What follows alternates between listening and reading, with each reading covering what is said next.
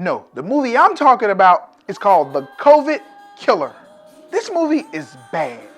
And I don't mean that's so bad that it's actually good. No, I don't even mean so bad that it's at least worth the one-time watch. This movie has its own sort of category. This movie is so bad that I believe you should watch it 100 times.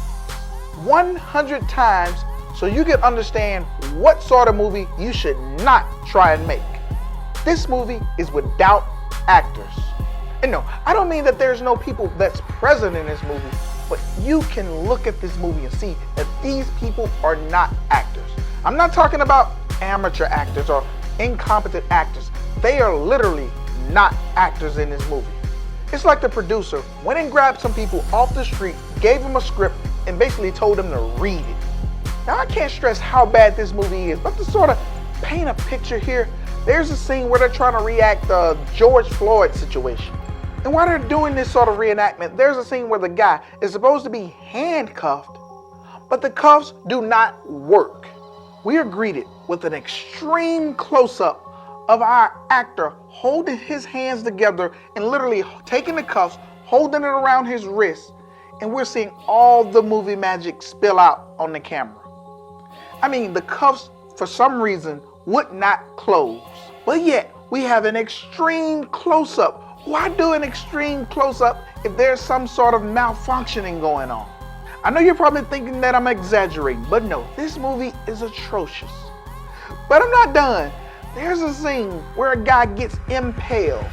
And once again, we can clearly see the movie magic at work.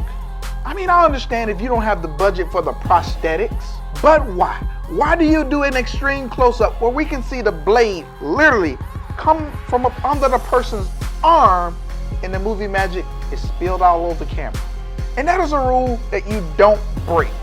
And not only that, the soundtrack is terrible. And the dialogue is even worse. Do you know whenever you watch a movie and the characters themselves are in a play or in a movie and they're acting, and you notice the obvious subpar acting? Well, that type of acting is throughout the entire runtime of this movie. But I don't want to be all doom and gloom without offering some advice. The premise of this movie is actually neat.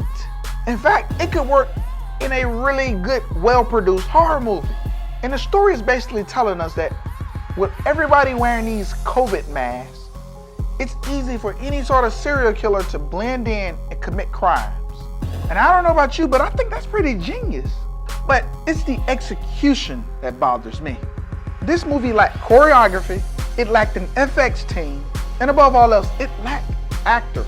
Seriously, this movie could have been 50 times better if there were actors. And I'll give the producer credit. The plot of this movie is actually super ambitious. I appreciate the effort, but hate the execution. And you might think I'm kidding, but the greatest actor in this movie is actually the former president, Donald J. Trump. No, seriously, Trump and Dr. Fauci are in this movie.